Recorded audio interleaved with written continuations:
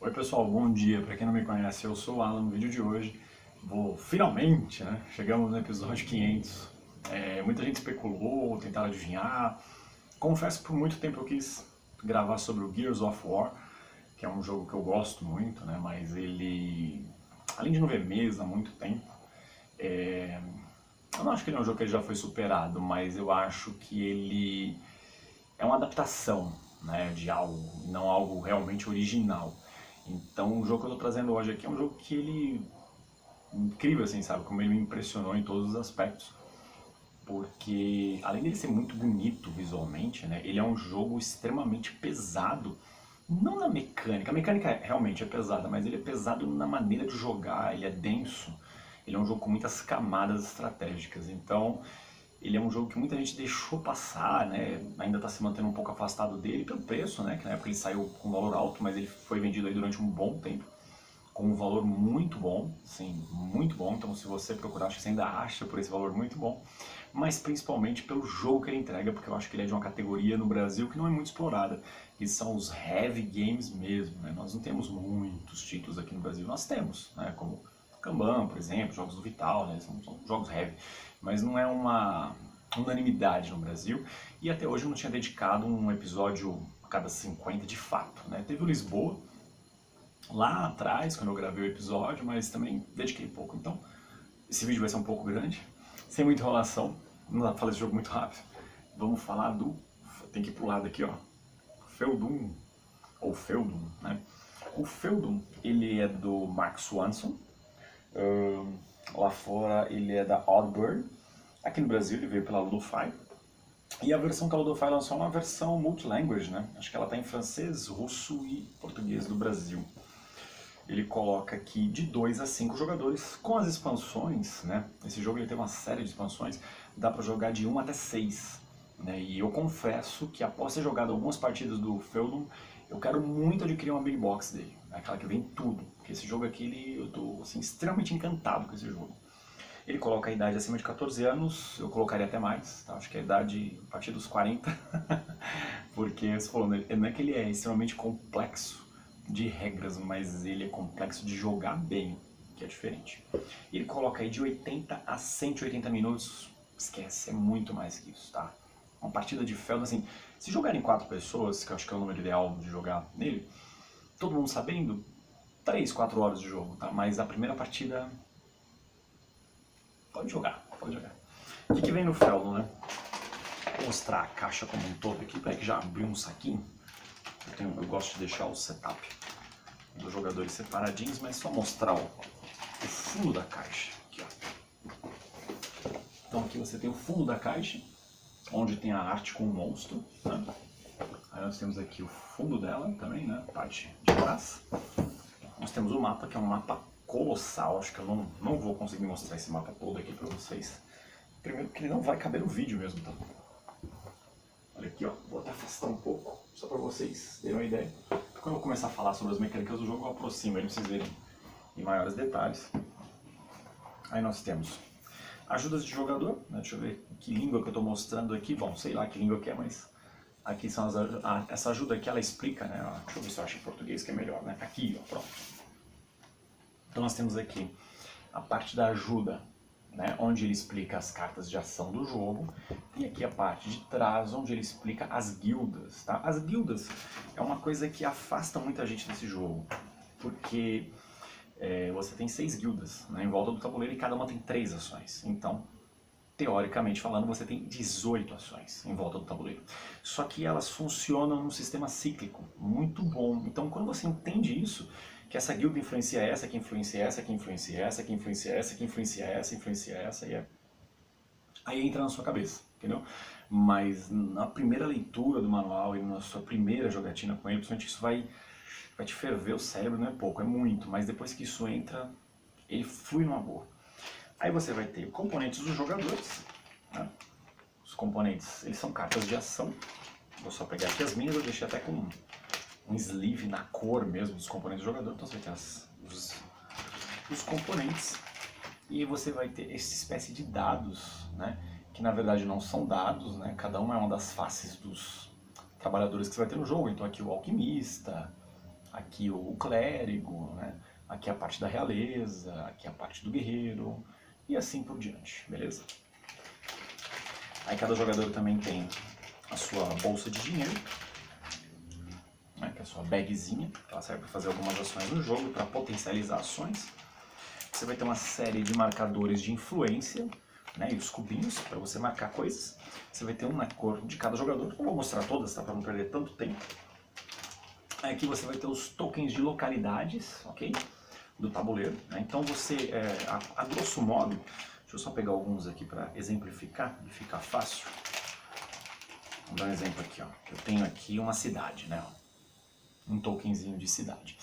Os tokens, uma das ações do jogo é você evoluí-los, né? Então eles começam com uma torre de vigilância, depois você pode evoluir eles para uma fazenda, depois para uma cidade, depois para um feudo. O grande objetivo desse jogo é controlar feudos no jogo, que é para onde você vai fazer mais pontos. Então quando você tem feudos, que você tem trabalhadores, né, que são da mesma ligação deste feudo, e você tem influência na guilda do feudo, é a melhor maneira para você pontuar no jogo, beleza?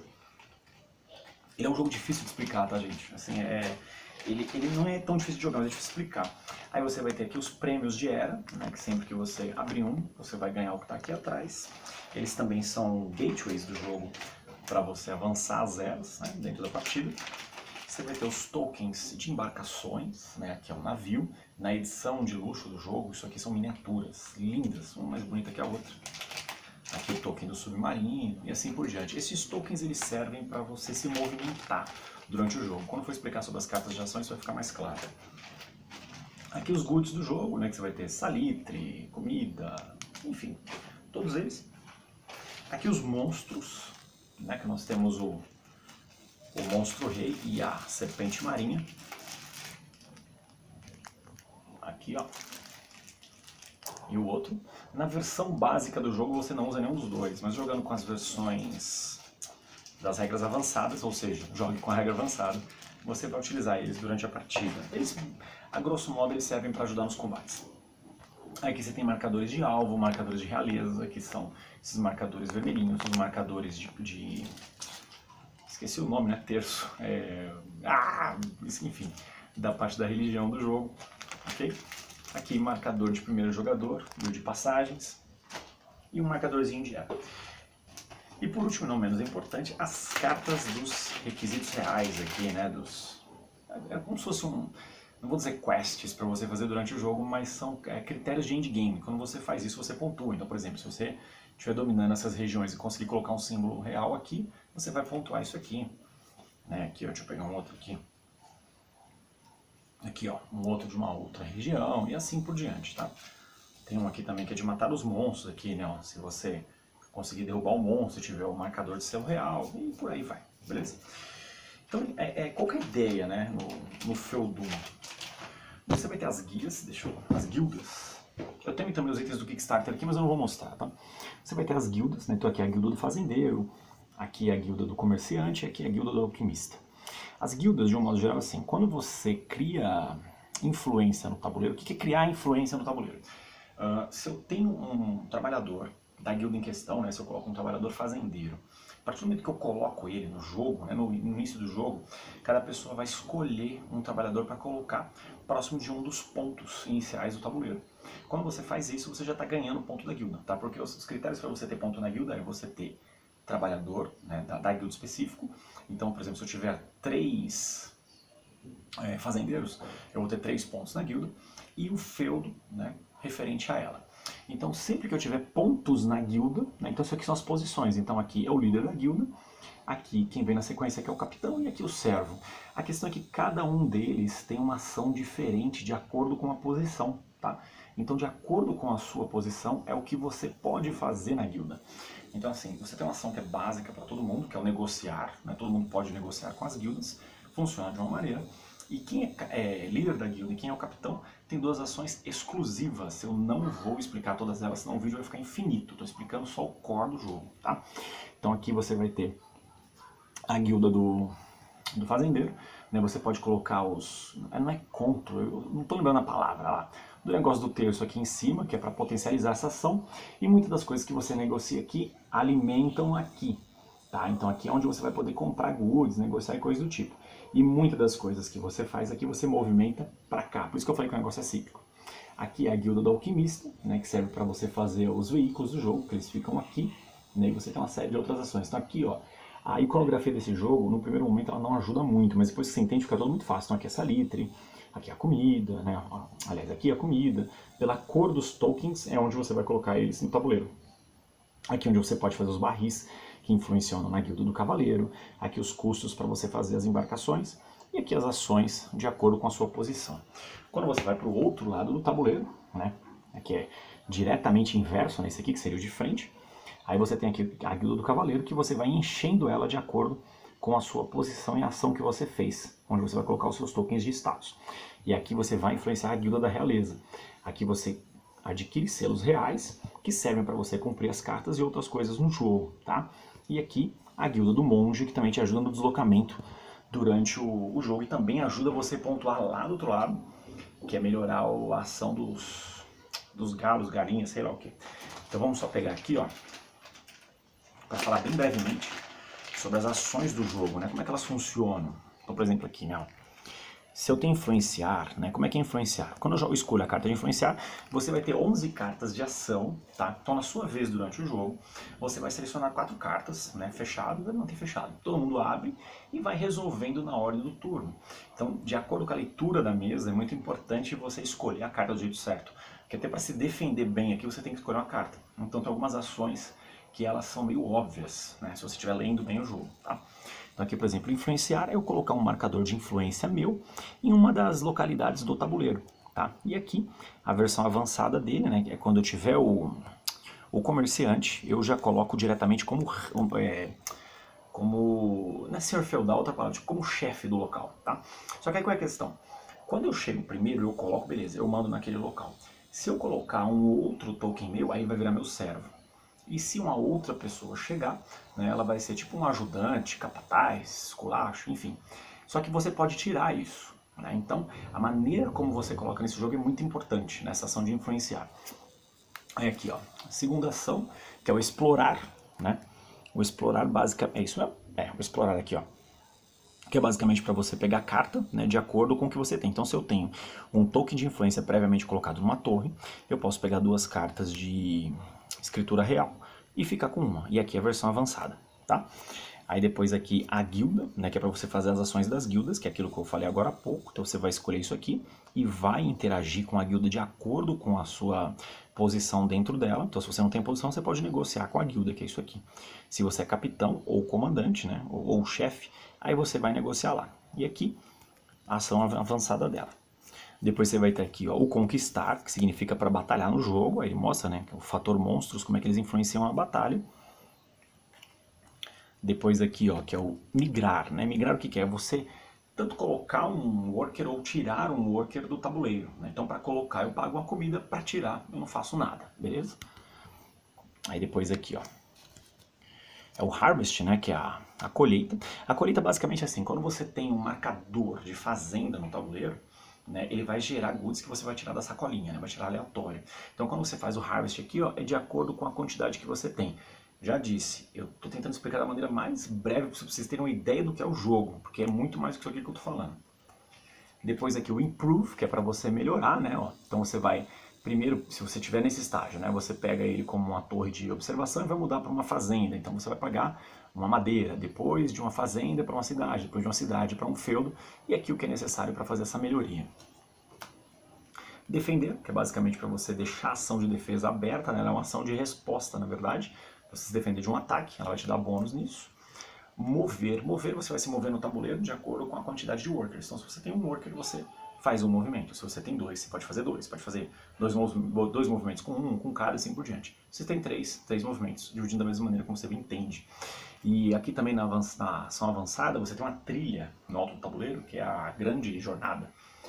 Quando você joga com a ação avançada, você vai avançando nela e de acordo com a sua posição, isso te dá muito ponto ao final do jogo. Tá? Aqui coletar taxas, que é basicamente para você coletar onde você tem cidade. Aqui repetir uma ação, né? Algumas ações podem ser repetidas. As que não podem, né? Elas vêm com esse marcadorzinho aqui em cima, ó. Essa ação não, tá vendo aqui, ó? Não pode ser feito vezes 2. E aqui voltamos para influenciar, que já é o que eu já tinha explicado. Vou mostrar um pouquinho do tabuleiro, só para vocês entenderem a dinâmica do que acontece no tabuleiro. O tabuleiro ele tem várias áreas para você se movimentar. O problema é que você se movimenta de maneira diferente em cada uma delas. Então vamos abrir um pedaço dele aqui assim, ó. Vou tentar chegar perto para vocês entenderem. Então aqui, ó, isso é o que eu não gosto nesse jogo, tá? A iconografia desse jogo, ela não ajuda no tabuleiro, porque é difícil de entender os tipos de movimentos. Então, por exemplo, quando você se movimenta pelo rio, você vai se movimentar com um navio ou com uma barca, né, nos rios menores, caso um navio não esteja disponível para compra na guilda do alquimista. Deixa eu achar uma outra aqui, ó. Aqui, por exemplo, ó, vocês estão vendo que é um, ó. Então aqui, ó, essa aqui que passa por cima é a movimentação do avião, né, do barco voador. Aqui já é do submarino, aqui já é do navio e, cara, isso confunde horrores durante as primeiras partidas. Depois que você entende, fica ok. E aqui são os caminhos que você pode fazer. Em cada um destes marcadores vai ter um daqueles marcadores circulares de localidade. Esses que estão circundados, né, de vermelhinho aqui, ó, são marcadores iniciais. Beleza? E aí você vai ter ainda aqui também a trilha da catapulta, né, que ela serve para você atender os desígnios reais. Então sempre que uma era mudar e você não tiver marcadores aqui, você já tem citado um combate, você tem uma penalidade por isso, que está escrito aqui. Então assim, eu não vou mais falar, porque tem mais detalhe que isso. Só estou dando uma ideia muito geralzona do jogo mesmo, eu já estou em 15 minutos de vídeo. O Feudum, para mim, eu joguei ele 3 vezes, né, até gravar esse vídeo. Joguei ele primeiro com um amigo, depois joguei ele com esse mesmo amigo de novo, aí o jogo entrou na cabeça. E depois joguei agora bem recente, um dia antes de eu estar gravando esse vídeo, em 4 pessoas. Eu confesso que a primeira partida, o jogo não funcionou, tipo, fiquei andando à toa pelo jogo. Na segunda eu já tinha relido o manual, então já fui mais preparado, né? O jogo já foi mais ok, mas em 2 ele é muito aberto, então ele não é um jogo legal para 2 pessoas. O negócio dele é 3 para cima, tá?